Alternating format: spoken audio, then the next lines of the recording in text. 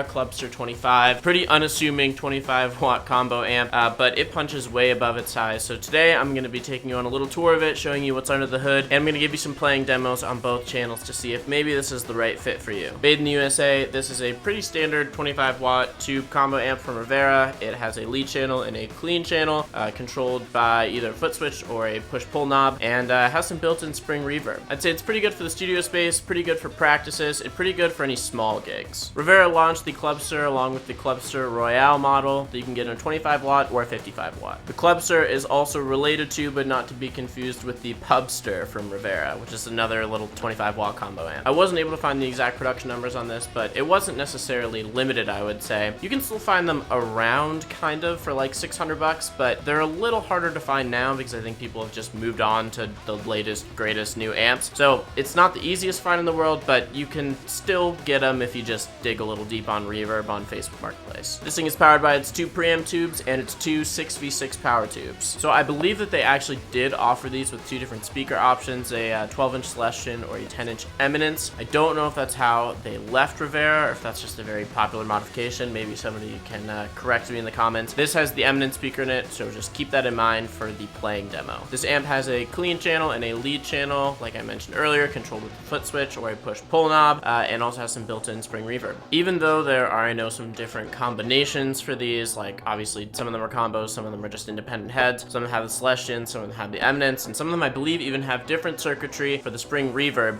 My experience is that it seems like they all have a very, very similar, let's just say, tone profile. So I think you can get a pretty good idea of what you're in for by listening to this, because this is a pretty stock bass version, you might say. I'm sure you could probably already tell from the size of this thing, but this is not necessarily an amp that is coveted and shared amongst the top players. Like, I don't think John Mayer and Derek Chucks are hiding away 30 of these hoping they'll rise in value one day. But I have to say, I do think that this amp sounds so much better than what it actually costs. I think you can just achieve a very tight and balanced tone that works really well in modern rock mixes, both clean and dirty tones, that you otherwise would probably have to spend a lot of money for a very, very nice Marshall head. It obviously does not necessarily sound like an OR or JCM or something like that, but I guess what I'm trying to say is I think you can get a very, very usable tone out of this amp if you don't want to have to spend that kind of money. And if you're somebody that hangs out more in a studio rather than a live setting, well then this might be the amp for you. For the demo today, I've been trying to leave all the knobs as neutral as possible to really encapsulate the